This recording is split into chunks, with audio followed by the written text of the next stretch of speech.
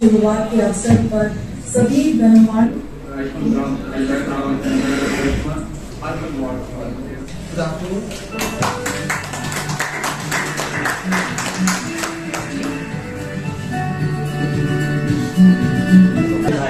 शुभारंभ करें।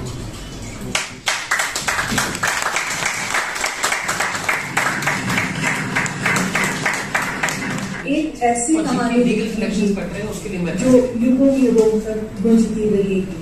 धन्यवाद। सम्मानित जनप्रतिनिधिगण, सभी देशी साहिबान, सहयोगी, देवियों, सज्जनों, मित्रों, आज भारत के सम्माननीय राष्ट्रपति महोदया ने सभी के लिए स्वास्थ्य हेल्थ फॉर ऑल, आयुष्मान आपके द्वार, आयुष्मान मेला और आयुष्मान सभा इसके शुरुआत की घोषणा।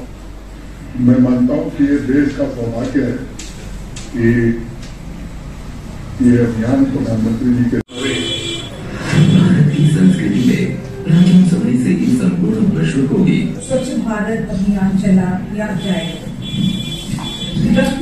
सभी गणमान्य व्यक्तियों की उपस्थिति बहुत बड़े संस्था बनना हम सब के लिए सचमुच बड़े गर्व का विषय है।